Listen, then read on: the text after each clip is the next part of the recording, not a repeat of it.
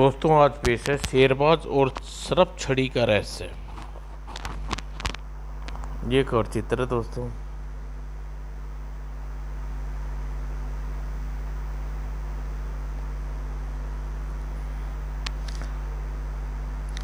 Forest guard Kaluram दिन भर जंगल में गश्त लगाने के बाद थक गया।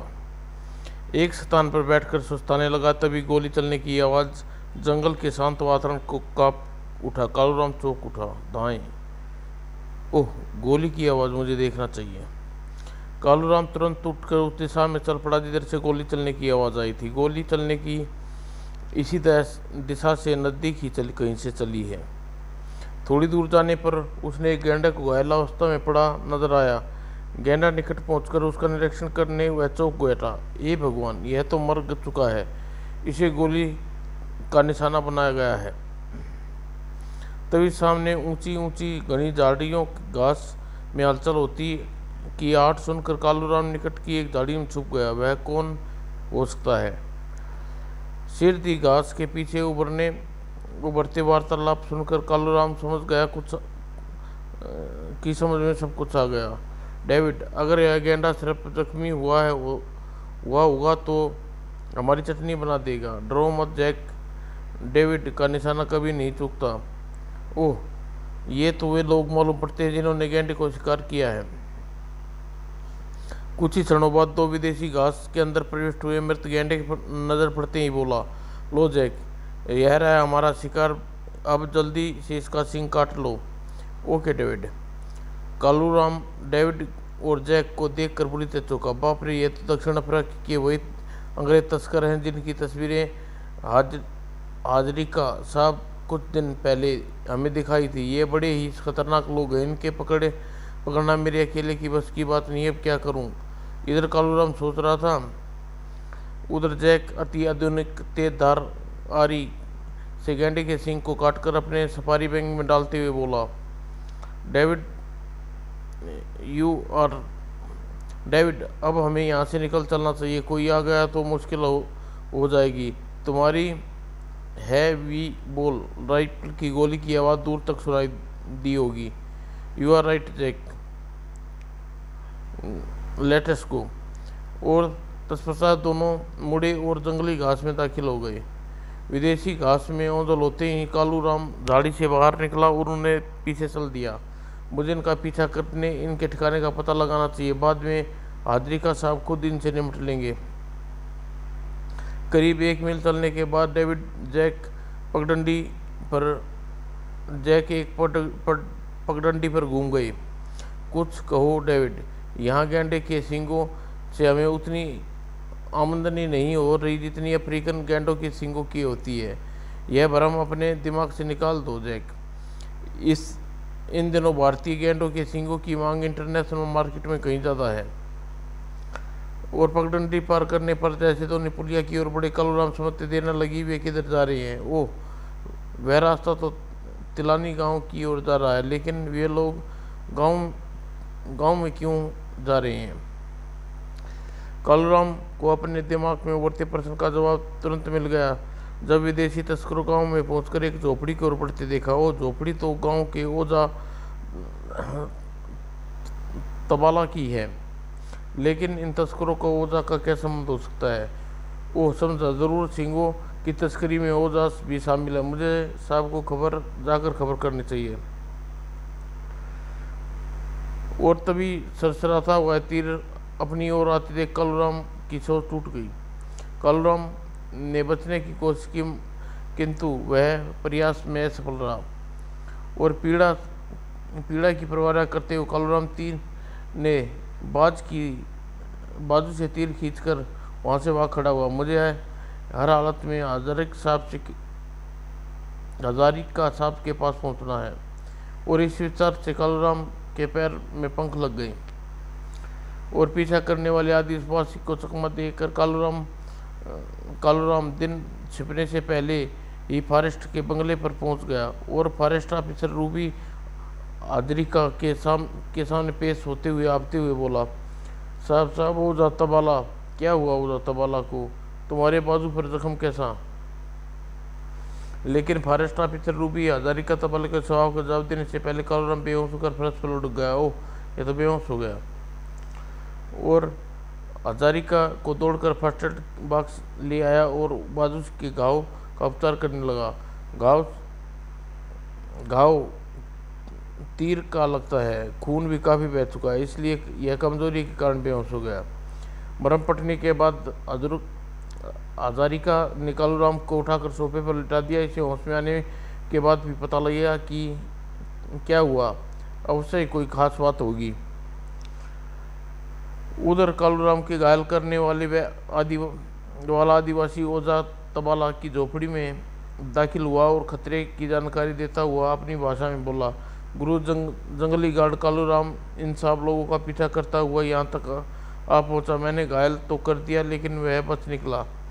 क्या बकता है सेतु के बच्चे, तुम्हारे होते हुए वह जिंदा कैसे बचकर निकल गया? गुरुजी, मैंने उसका पीछा किया पर वह दलदल इलाके में चकमा देकर निकल गया।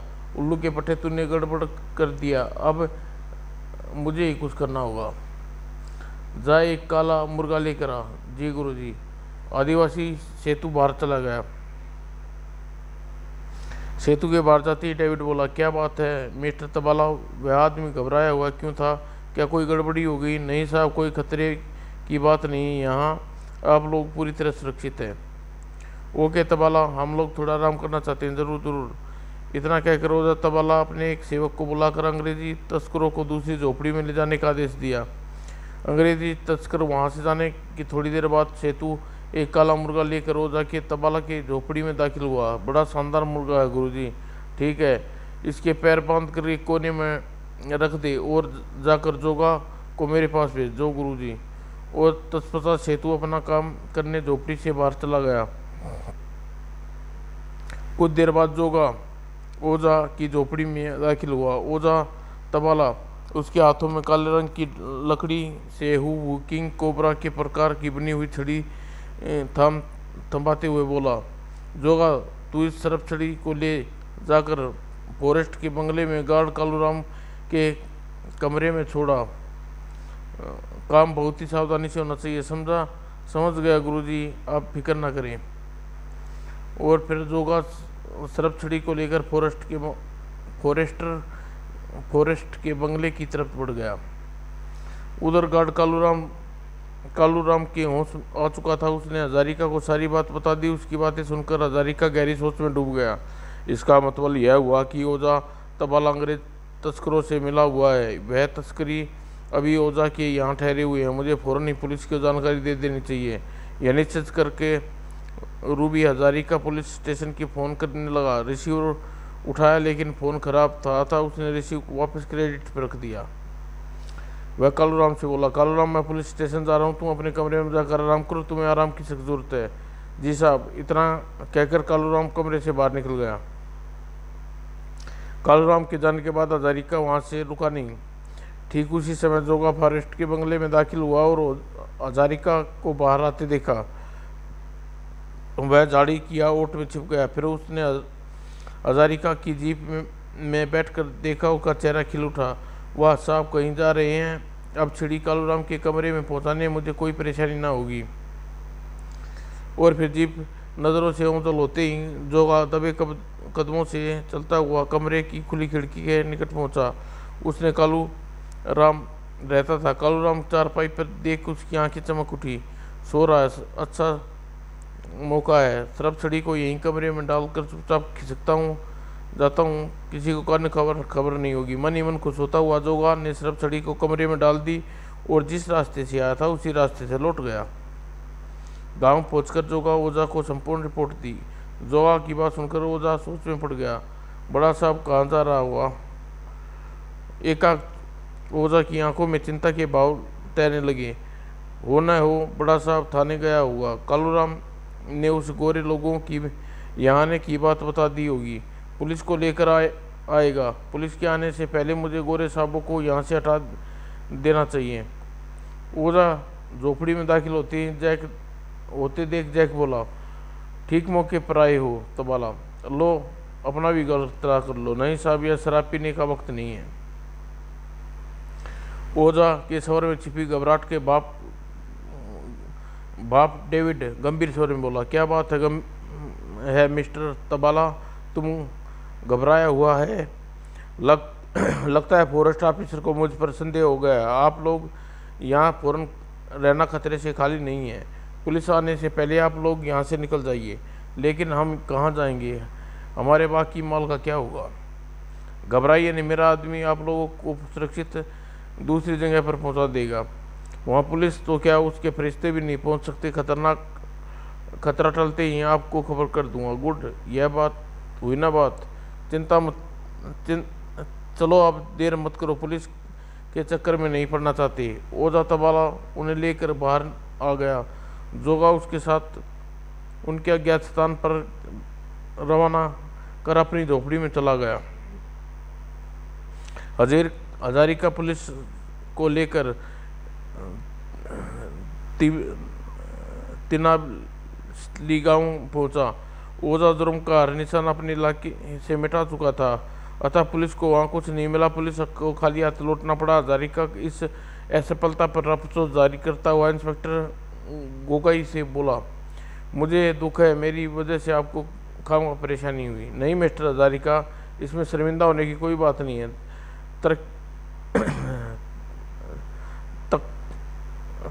तरक्की करने वाले अपराधी, तस्करी करने वाले अपराधी बड़े होशियार होते हैं।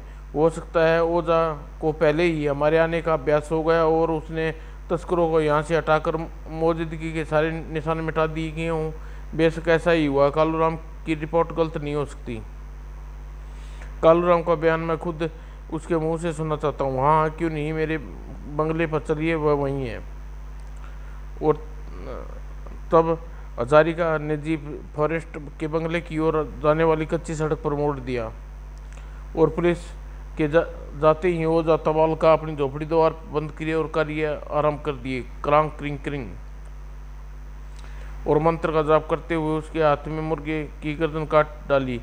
गर्दन कटते ही खून की तेज धार तस्वीर पर पड़ी और खून तस्वीर से रिस कर नीचे पड़ी खोपड़ी के मुंह में टपकने लगा। करम चक चक चक चक और खून की धार बंद होते ही ओझा मृत मुर्गे को जमीन पर फेंक दिया और एक हड्डी के साथ ले मंत्र जाप करने लगा और खोपड़ी के आसपास नाचने लगा। और 15 मिनट तक उन्माद की स्थिति में नाचने के बाद ओझा जमीन पर खोपड़ी के सामने गिर गया और शरीर शांत पड़ गया।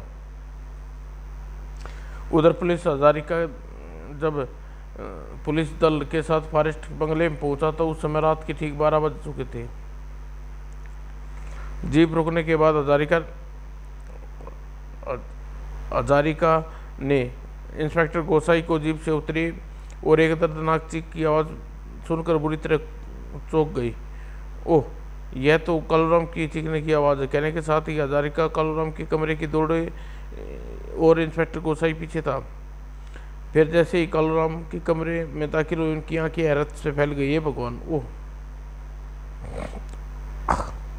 अपनी हैरत पर काबू पाते हजारिका ने लाइट का स्विच ऑन की कर दिया और इंस्पेक्टर गोसाई लपक कर कालूराम के निकट पहुंचा। कालूराम की नब्ज टटोलने के बाद बोला, यह मर चुका है, लगता है इसके अति विषैली सांप ने डसा है। यह जरूर ओझा तबाला की कारस्तानी है, उसी ने कालूराम की जान ली है इंस्पेक्टर। लेकिन हमें उसे गांव छोड़कर आए हैं, उसका आदमी हमसे पहले यहाँ कैसे पहुँच सकता है? कालूराम की मौत एक हादसा है। तत्काल इंस्पेक्टर गोसाई आवश्यक कार्रवाई निपटाने के बाद हजारिका से बोला,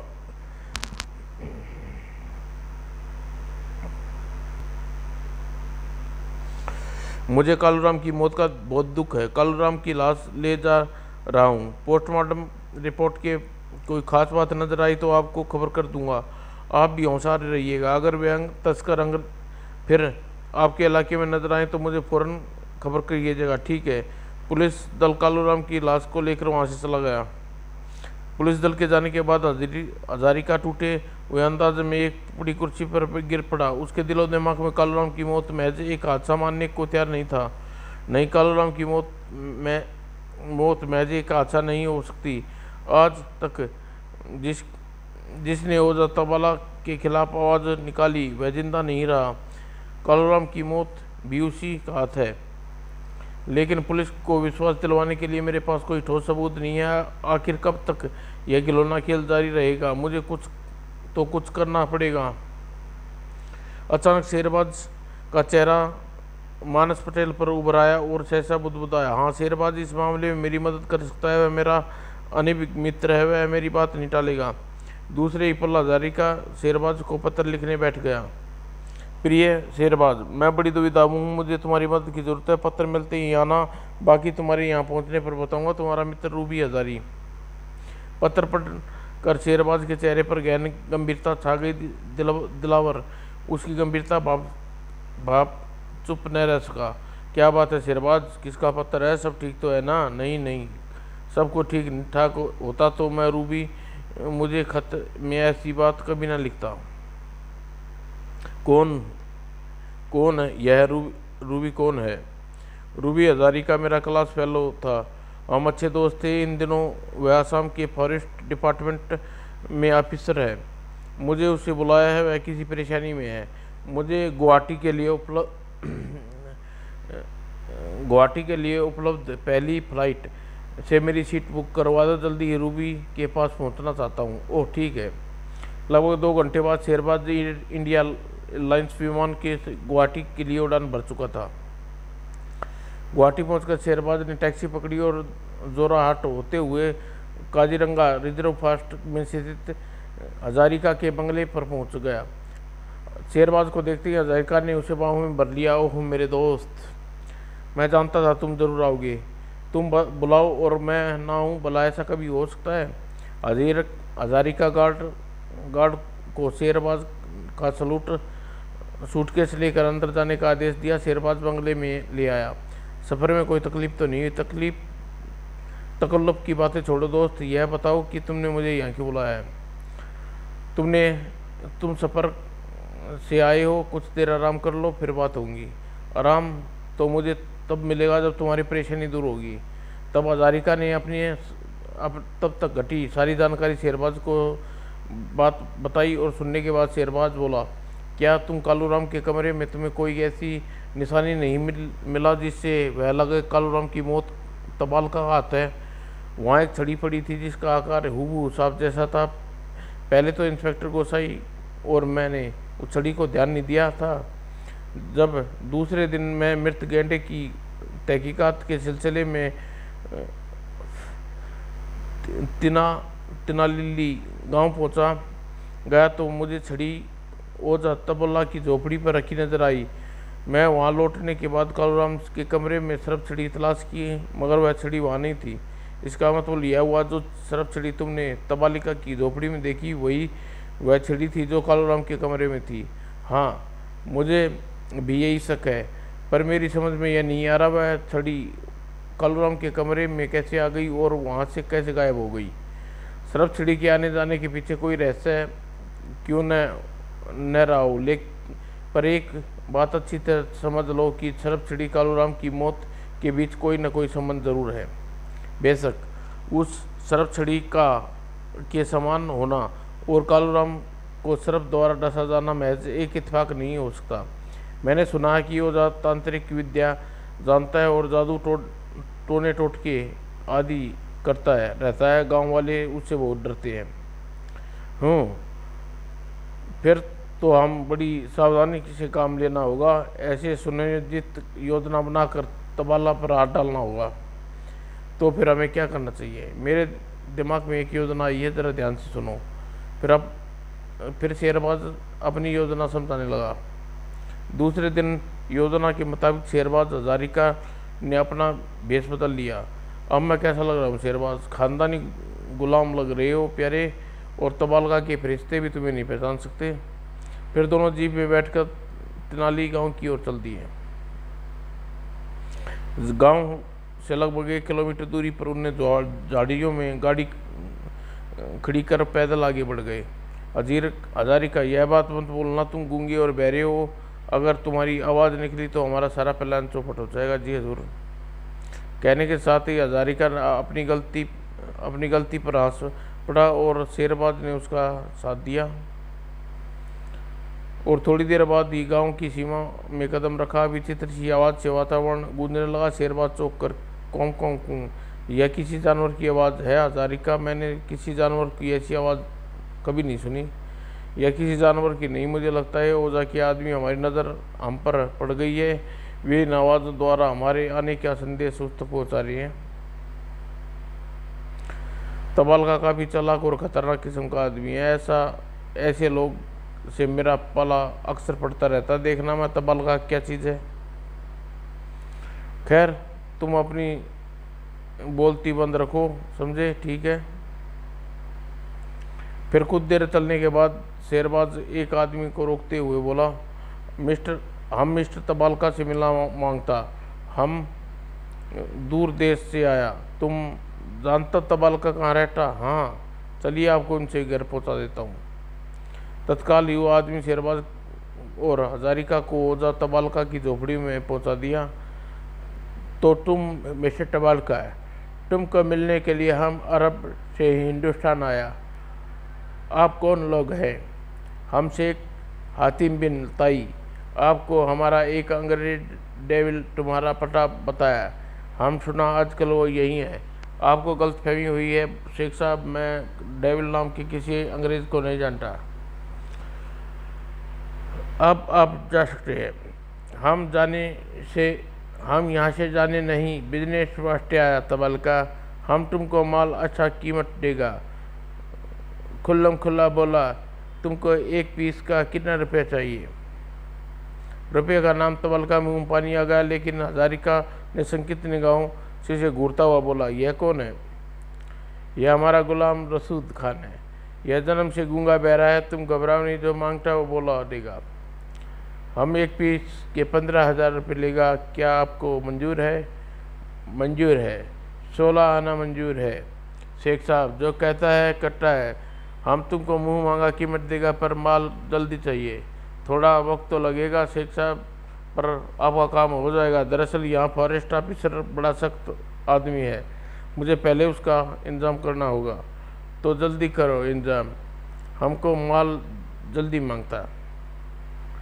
और शेरबाज ने 5,000 रुपये निकाल कर तबालका के आगे बढ़ाता हुआ बोला, यह लो 5,000 एडवांस। हम 50 पीस चाहिए। सारा कीमत हम तुमको यहीं चुकता करेगा। शुक्रिया शेख साहब, अब आप निश्चित होकर जाइए। 5 दिन बाद रुपया लेकर आ जाइए, आपका माल तैयार मिलेगा। बहुत खुद, हम तुमको यही उम्मीद थी।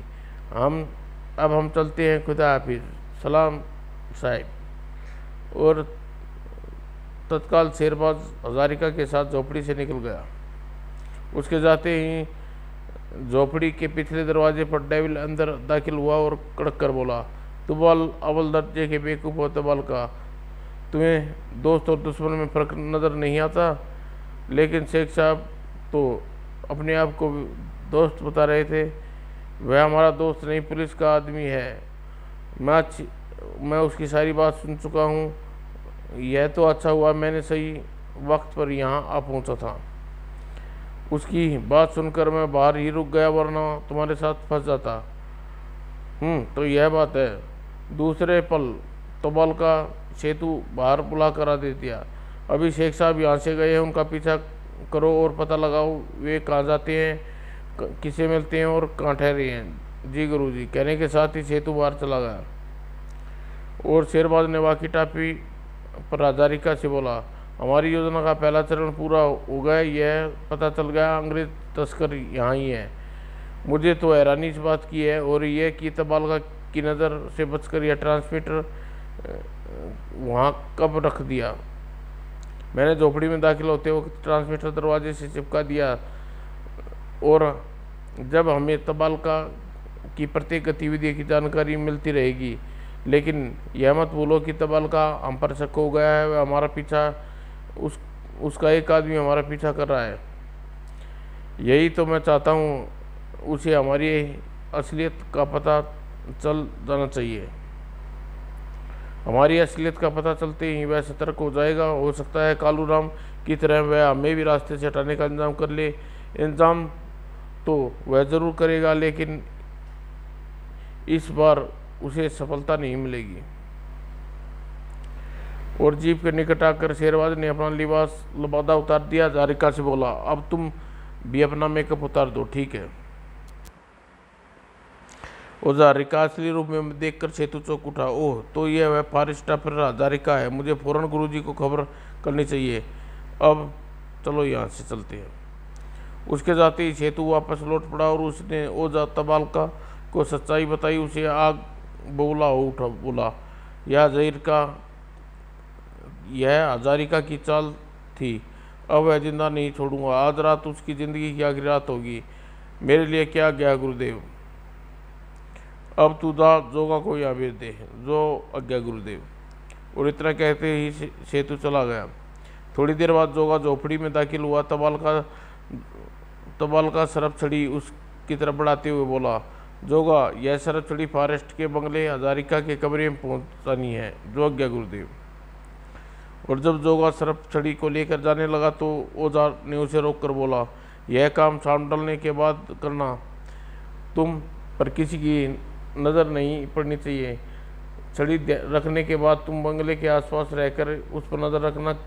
अगर किसी तरह की गड़बड़ की आकांक्षा हो तो तुरंत आकर मुझे खबर कर देना। मैं सब समझ गया गुरुदेव, आप बेफिक्र रहें। और तत्पश्चात जोगा छड़ी लेकर चला गया। उधर शेरबाज बाकी टाकी पर ओझा तबालका का वार्तालाप सुनते हुए बोला, आज रात ओझा अपनी मंत्र विद्या की मदद से तुम पर हमला करेगा। मेरी तो कुछ समझ में नहीं आ रहा। यह सरफ छड़ी का रहस्य, वह सरफ छड़ी मेरे कमरे में क्यों रखवाना चाहता है। सरफ छड़ी का रहस्य आज रात हम जान लेंगे, लेकिन हम ओझा की तंत्र विद्या का सामना कैसे कर पाएंगे।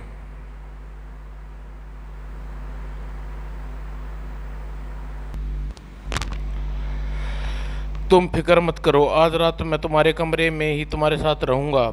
हम किसी खतरे का सामना करने के लिए तैयार रहना होगा।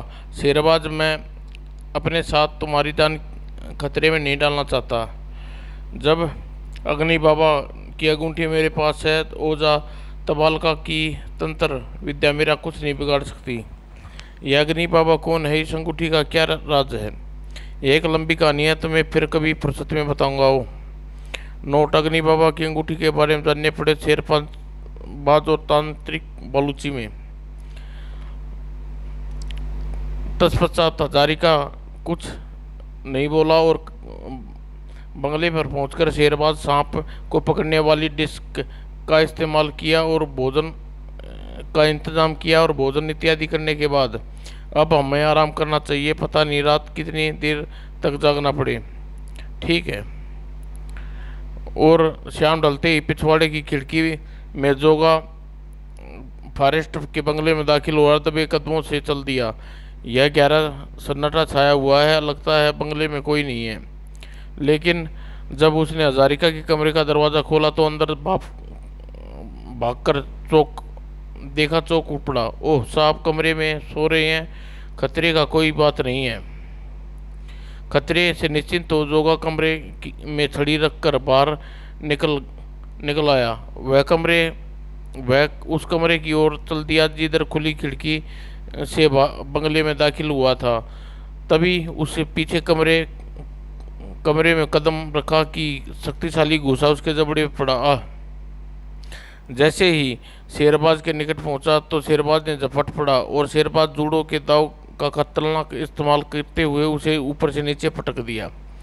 जोगा उछलकर दूर जा गिरा। गिरते ही उसकी नज़र शेरबाज पर टिकी। शेरबाज की तरफ बढ़ रहा था। ओह, यह कौन है, इस इलाके में पहले कभी नहीं देखा। जैसे ही शेरबाज के निकट पहुंचा शेरबाज ने झपट पड़ा, लेकिन शेरबाज ने जूड़े के दाव का इस्तेमाल करते हुए उसे उठाकर नीचे पटक दिया। परंतु दूसरे ही बल जोगा कुशल नट की समान उछल कर खड़ा हो गया और अपना खंजर निकाल कर शेरबाज पर टूट पड़ा। शेरबाज सतर्क था। ओह, यह तो बहुत ज़्यादा फुर्तीला और ताकतवर है। लेकिन शेरबाज ने घुटने पेट पर जा टकराया और जोगा दर्द से कराता फरस पर जा गिरा। उसे संभलने का मौका नहीं दिया। और फिर जोगा ने जैसे ही उठने की कोशिश की, शेरबाज ने नफे तुले हाथ उसकी कनपट्टी पर टकराया। जोगा बेहोश होकर वहीं ढेर हो गया। तब वो तक शोर सुनकर हजारिका की आंखें खुल चुकी थी। वह वहां आ पहुंचा। अरे यह तबालका का आदमी। हाँ, उस इसे सरफ छड़ी रखने भेजा था, लेकिन सरफ छड़ी तो इसे इसके पास नजर नहीं आ रही। वह अपना काम पूरा कर चुका है। छड़ी तुम्हारे कमरे में पहुंच चुकी है। ओह, इसका अब उसका क्या करे? यह तबालका खास आदमी है। उसका है, यह उसके बारे में सब कुछ बता सकता है, लेकिन हम रात भर इसकी कैद में रखेंगे और सुबह इसका मुंह खुलवाने के बाद इसे पुलिस के हवाले कर देंगे। लेकिन अगर यह वापस नहीं पहुंचा तो तबालका को शक हो सकता है। तुम भूल रहे हो हजारिका, तबालका ने इसे यहीं रुककर तुम पर नजर रखने का आदेश दिया था, अतः इसके न लौटने पर कोई शक नहीं होगा। तत्पश्चात शेरबाज ने जोगा के हाथ पर बांध दिया और कमरे में बंद कर दिया। हजारिका के साथ बाहर निकल गया। उस रात भोजन आदि से निवृत्त होने के बाद शेरबाज पूरी तैयारी के साथ हजारिका के कमरे में जा बैठा और वाकी टाकी भी उसने आन रखा ताकि तबालका की झोपड़ी में होने वाली गतिविधियों की जानकारी उसे मिल जाए। ठीक 11 बजे उस वाकी टाकी पर मंत्र जाप के शब्द उभरने सुनाई देने लगे और थोड़ी देर बाद ही विचित्र शोर में बदल गए। लगभग 1 घंटे तक यह प्रतिक्रिया जारी रही। अचानक शोर शांत हुआ। ठीक उसी समय हजारिका और शेरबाज का ध्यान सरफ छड़ी की तरफ आकर्षित हुआ। करते हुए चीखा, शेरबाज उधर देखो, सरफ छड़ी हिल रही है। ओह! और तभी अचानक किंग कोबरा के रूप में धारण करके पुकार उठी, ओह, यह तो सरफ छड़ी का रहस्य है। ओह माय गॉड, यह कैसा चमत्कार है। दूसरे ही पल को कोबरा फुसफुसाता हुआ हजारिका की तरफ बढ़ा, लेकिन शेरबाज बीच में आ गया। जैसे ही शेरबाज ने स्टिक में दबोचकर फन दबाने की कोशिश की, कोबरा उछलकर दूर हट गया। ओह, सावधान शेरबाज, दूर रहो हजारिका, यह खतरनाक नाग किंग कोबरा है। इसे भारत में हेमद्रियाद नाम से जाना जाता है। इसका इरादा तुम्हें डसने का है। ओह, यह मुझे क्यों डसना चाहता है? क्योंकि योजा तबालका ने तुम पर ख़त्म करने के लिए भेजा है। कहने के साथ ही शेरबाज ने कोबरे पर पलट पड़ा।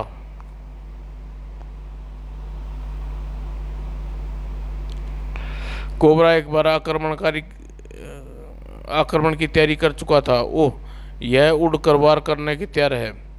शेरबाज का ख्याल गलत नहीं था।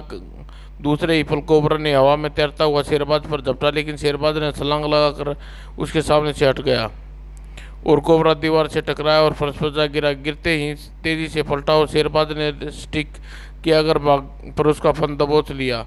अब बचकर कहाँ जाएगा? लेकिन इससे पहले कि शेरबाज कोबरे को विवश कर अपने काबू में करता, बड़ी सफलता से वह स्टिक की गिरफ्त से निकल गया।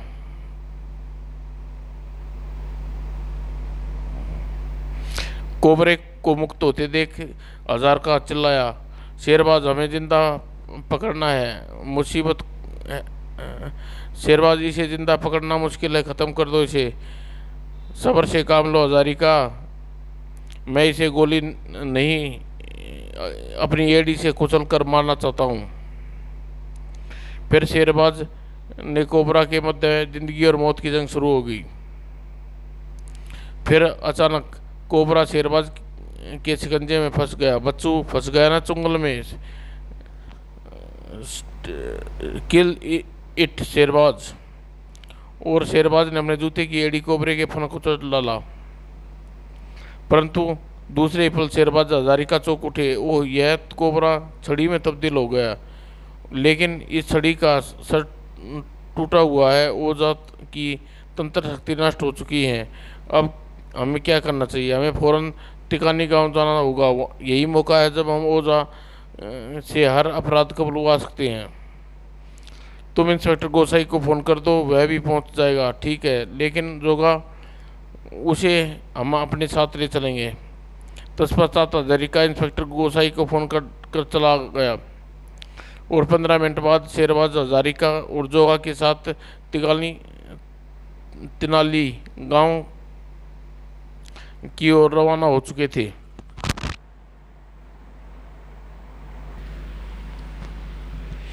भोर होने से पहले ही ओझा तबालका के निवास स्थान पर पहुंचे।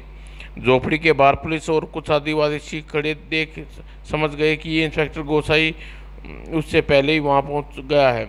जोगा ने एक सिपाही की निगरानी में छोड़ वह शेरबाज हजारिका की भीड़ का रास्ता बनाते हुए झोपड़ी में पहुंचे, लेकिन झोपड़ी में कदम रखते ही चौंक उठे। क्या हुआ? ओह, इज डेड।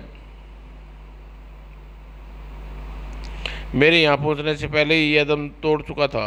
मैंने पूछताछ की, लेकिन कोई ओझा की मौत का कारण नहीं बता पाया। शायद तंत्र विद्या के गलत प्रयोग के कारण ही ये शेर अपनी जान गंवा बैठा। कुछ भी हो, ओझा के मर जाने पर अंग्रेज तस्करों के पहुंचने के रास्ते बंद हो गए हैं। यह बहुत बुरा हुआ। जोगा कहाँ है? अभी हमारी उम्मीद खत्म नहीं हुई है। ओझा का खास आदमी जोगा हमारे कब्जे में है, उससे पूछताछ करनी चाहिए। वह अंग्रेज तस्करों के बारे में कुछ जानता होगा। बाहर है, मैं भी उसे अंदर लेके आता हूँ। इतना कहकर हजारी फौरन बाहर चला। थोड़ी देर बाद ही लौटा तो जोगा उसके साथ। इंस्पेक्टर गोसाई उसे देखते ही गुर्राया। तू ओझा के बारे में क्या क्या जानता, जल्दी बोल। मैं कुछ नहीं जानता दुर्गा बाबू, मुझे कुछ नहीं मालूम। तड़ाक, जल्दी बोल रामजादे, वरना मार मार कर तेरी चमड़ी उधेड़ दूंगा। तड़ाक, बोल कालूराम की हत्या किसने की? सरपछड़ी को लेकर तू फॉरेस्ट के बंगले पर क्यों गया था? बताता हूँ साहब, मुझे मत मारो।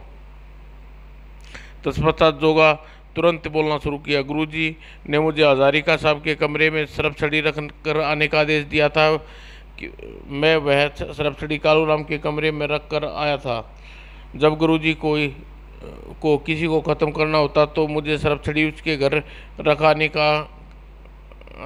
को कहते थे, और जैसे ही कहते थे मैं वैसा ही करता था। इसके अलावा मैं कुछ नहीं जानता। तू अंग्रेज तस्करों के बारे में क्या जानता है? इस समय कहाँ है? तब जोगा अंग्रेज तस्करों के गुप्त ठिकाने का पता इंस्पेक्टर गोसाई को बता दिया। इंस्पेक्टर गोसाई सिपाहियों के साथ लेकर चल पड़ा। जब शेरबाज उसके पीछे जाने लगा तो हजारिका बोला, शेरबाज, हम वहाँ जाकर क्या करेंगे? पुलिस अपना काम खुद कर लेगी। हजीरकार, तुम जिन अंग्रेज तस्करों का नाम लिया है वह इतनी आसानी से पुलिस की गिरफ्त में नहीं आएंगे। पुलिस को हमारी मदद की जरूरत पड़ सकती है। इतना कह शेरबाज हजारिका जीप में बैठे और गोसाई के पीछे चल दिए। उधर तस्कर जैक के साथ डेविड से कह रहा था, डेविड, सुबह होने वाली है, हमें चुपचाप यहाँ से खिसक लेना चाहिए। मुझे यहाँ के हालात ठीक नज़र नहीं आ रहे। तुम ठीक कहती हो, अब यहाँ रुकना खतरे से खाली नहीं है। ओझा का बच्चा खुद तो फंसेगा, हमें भी फंसवा देगा। डेविड से सहमत होते ही दोनों तैयार होकर झोपड़ी से बाहर निकल आए। तब पुलिस जीप झोपड़ी के सामने आकर रुकते देख डेविड चीखा, पुलिस भागो। खतरे का अभ्यास होते ही दोनों पलटकर विपरीत दिशा में भाग पड़े। उन्हें भागते देख इंस्पेक्टर गोसाई छलांग मारकर जीप से उतरा और ललकारती आवाज में बोला, रुक जाओ वरना गोली मार दूंगा।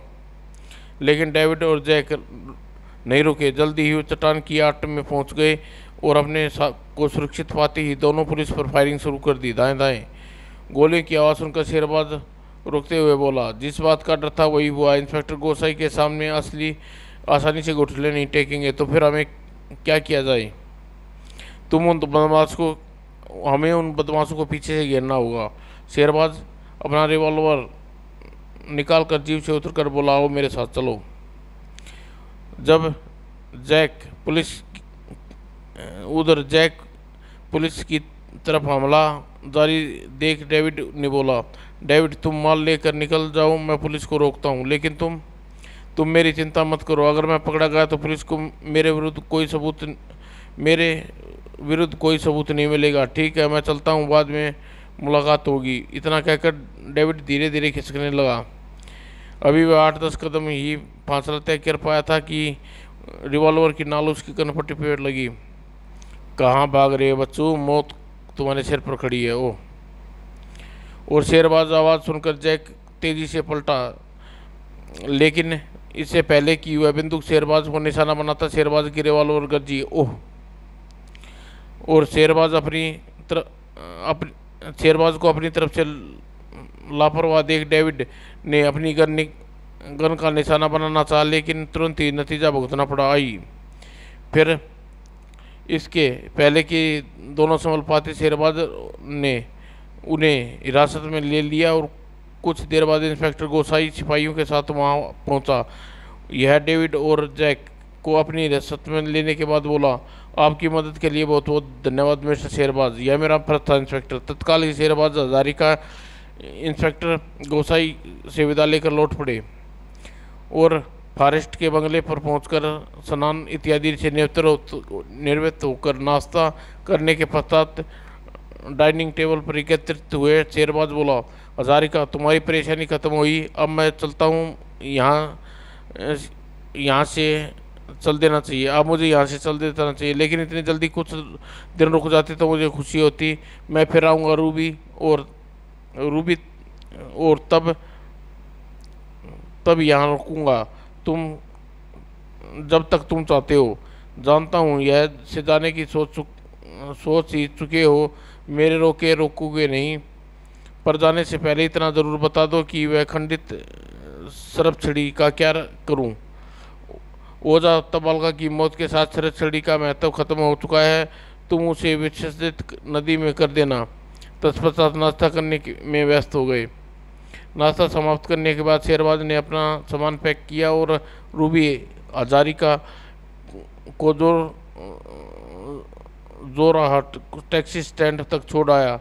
तब शेरबाज से विदा ले टैक्सी में बैठ गुवाहाटी के लिए रवाना हो गया। हजारिका की आंखें बरबस छलक उठी। शेरबाज तुम महान हो, ईश्वर तुम्हारी उम्र लंबी कर दे। धन्यवाद दोस्तों। समाप्त।